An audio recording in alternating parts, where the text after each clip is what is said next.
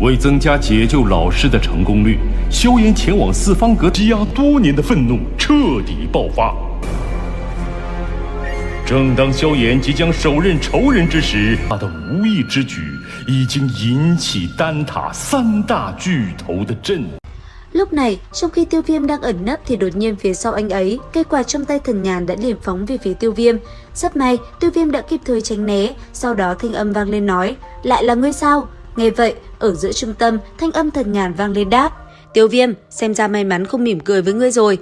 Chỉ có 3 người các ngươi thôi sao? Lấy mạng người như vậy là đủ rồi.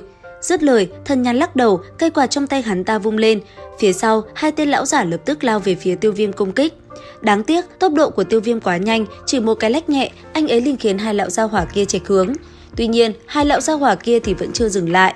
Rất nhanh, thân hình quay ngược lại, đấu khí trong người phóng ra, liền đánh thẳng về phía Tiêu Viêm. Trong khoảnh khắc 2 đòn công kích đỏ rực đồng thời lao tới, đấu khí trong người bạo phát, một màu xanh huyền bí trên người Tiêu Viêm liền phóng ra. Đến khi va chạm, một vụ nổ ầm ầm cũng liền bạo phát, làm khu rừng như chấn động, kinh khí khuếch tán ra xung quanh, khiến không ít người để ý tới. Sau một đòn này, Tiêu Viêm nhanh chóng lấy ra địa yêu khôi, bàn tay chỉ về phía trước, anh ấy liền sai địa yêu khôi lao về phía đối thủ. Chỉ trong nháy mắt, khi địa yêu khôi lao lên, nó cùng với một gã đấu tông đã liền va chạm vào nhau vô cùng kịch liệt. Còn một tên, đối diện với Tiêu Viêm, hắn ta đột nhiên gầm lên, sau đó một đòn toàn lực thi triển đánh về phía đối thủ. Thấy đòn công kích đang lao tới người mình, Tiêu Viêm đột nhiên thuấn di biến mất. Nháy mắt sau, anh ấy đã hướng về phía Thần Nhàn. Chứng kiến Tiêu Viêm lao tới, Thần Nhàn sợ hãi, hắn ta liền toàn lực vận chuyển đấu khí rồi dùng cây quạt trong tay mình phòng ngự.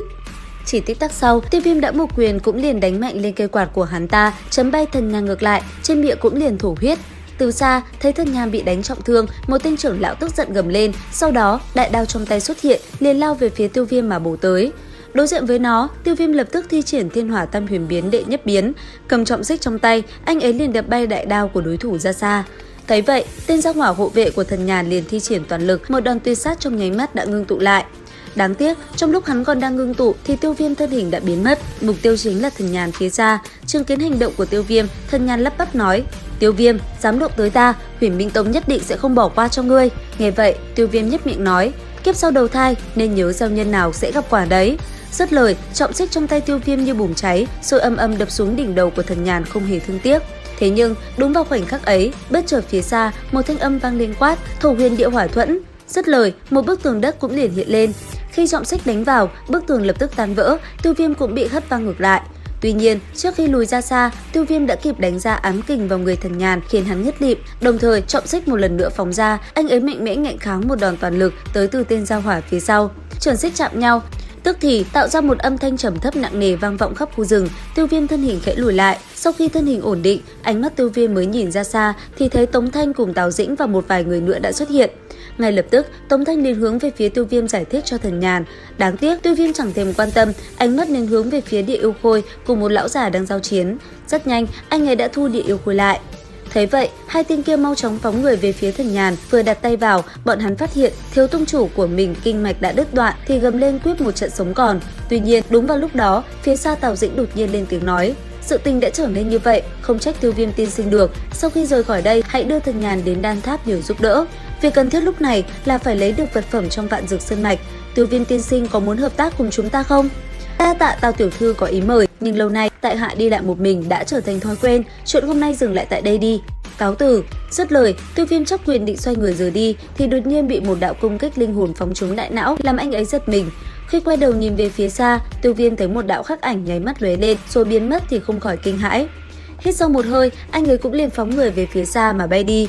Còn hắc bào vừa lóe lên ở phía xa kia, bây giờ hắn mới hiện ra, trên miệng lẩm bẩm nói, Tiêu Viêm, người chạy không thoát đâu. Cũng trong lúc đó, ở tại bên trong một tòa cung điện rộng lớn, Tử Nghiên lâu lắm bây giờ mới xuất hiện, phía sau nàng đang có một thằng đệ đấm bóp rất nhiệt tình. Vừa ăn, Tử Nghiên vừa lẩm bẩm nói, đợi ta tìm được ngươi, sẽ mang ngươi an toàn rời khỏi nơi này, yên tâm đi, chỉ là phá vỡ không gian thôi, đó là sở trường của ta. Nghe vậy, tên đằng sau Tử Nghiên chỉ biết thở dài, mặt ỉu xìu mà thôi. Không lâu sau, Tiêu Viêm đã xuất hiện ở trước một cái hồ nước lớn. Tại đây, Tiêu Viêm rất nhanh đã phát hiện ra đan đinh tương ở trong hồ. Theo suy đoán của anh ấy, ở nơi này nhất định có ma thú thủ hộ. Bởi thế, Tiêu Viêm liền cho một gốc dược liệu ở gần hồ dụ ma thú chui ra. Và quả nhiên không lâu sau, ở dưới mặt nước, một con huyền thủy thổ dao đã liền phóng người lên đi về phía gốc dược liệu Tiêu Viêm đã sắp xếp. Sau khi nó hít hà gốc dược liệu kia, thân hình đột nhiên ngã xuống. Thấy vậy, Tiêu Viêm liền chớp thời cơ, bàn tay khẽ động, một cỗ hấp lực liền phóng vào bên trong cái hủ kia, rồi nhanh chóng thu lấy đan linh tương và rời đi. Cùng lúc này, bên trong một khu rừng nơi đám người Tào Dĩnh đang hành động thì đột nhiên một màu tím bao phủ nơi này. Sau đó, lần lượt từng người bị những cái bóng đen lao tới và lấy mạng, thân hình cứ thế ngã rạp xuống mặt đất. Biết nơi đây có mai phục, ngay lập tức một người liền hô lớn kêu mọi người mau chóng hợp lại, trên mặt mỗi người đều hiện ra sự sợ hãi. Bên ngoài, Tiêu Viêm đang hướng về phía Vạn Dược Sơn Mạch thì phát hiện phía trước có một cái kết kính màu tím y hệt như thế mà Mộ Cốt lão nhân thi triển. Theo tầm mắt phóng về phía xa, Tiêu Viêm thấy bên trong kia, đám người Tào Dĩnh đang sợ hãi đứng tụ lại là một. Sau đó, ở trước mặt họ, một tên người của hồn điện mặt hắc bào cũng liền xuất hiện trong hư không. Thấy vậy, một người ở dưới thanh âm vang lên nói: "Ngươi muốn ở nơi này hạ sát thủ với chúng ta sao?" "Đúng vậy, vì vị trí quán quân kia, ta cũng chỉ có thể sử dụng thủ đoạn như vậy thôi. Nếu ngươi lấy mạng ta, không sợ đan tháp truy ra sao? Nếu người nơi này đều bỏ mạng, như vậy đan tháp làm sao mà biết?" Dứt lời, bàn tay hắn vung lên, từ trong bóng tối rất nhiều đạo thân ảnh cũng liền lao ra. Chỉ trong nháy mắt đã lại một lần nữa lấy mạng không ít người. Sau đó, cái tên mặc hắc bào kia cước bộ khẽ động, chân đạp hư không, hắn ta từng bước tiến lên hướng về phía đám người Tào Dĩnh. Thế nhưng, khi hắn đi tới gần đám người Tào Dĩnh định lấy mạng bọn họ thì chợt dừng lại, thanh âm vang lên quát: "Lăn ra đây cho ta!" Âm thanh vừa dứt, một cỗ hấp lực từ hắc bào phóng ra, liền phá tan nơi Tiêu Viêm đang đứng, rồi hút anh ấy vào bên trong kết kính. Nhìn Tiêu Viêm, hắn ta cười khoái chí nói: "Ta còn chưa đi tìm ngươi mà ngươi đã tự đến nộp mạng rồi sao? Không biết các hạ là cao nhân phương nào?" "Không biết cũng không sao, hôm nay tất cả những người ở đây đều không ai thoát được, kể cả ngươi." Dứt lời, thân hình hắn ta khẽ động liền tiến về phía trước.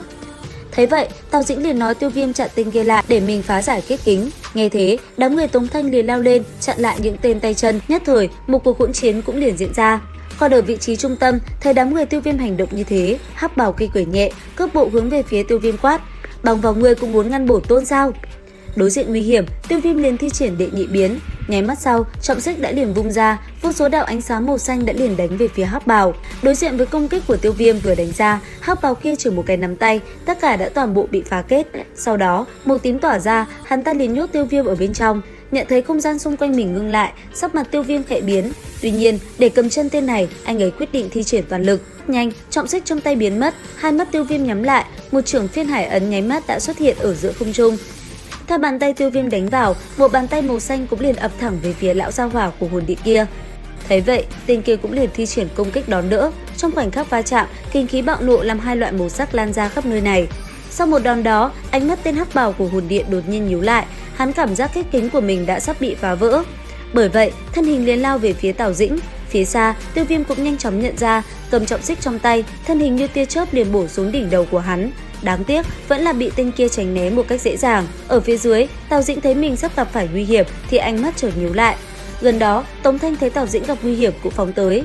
Còn Tiêu Viêm, tới đây, anh ấy đã quyết định thi triển toàn lực.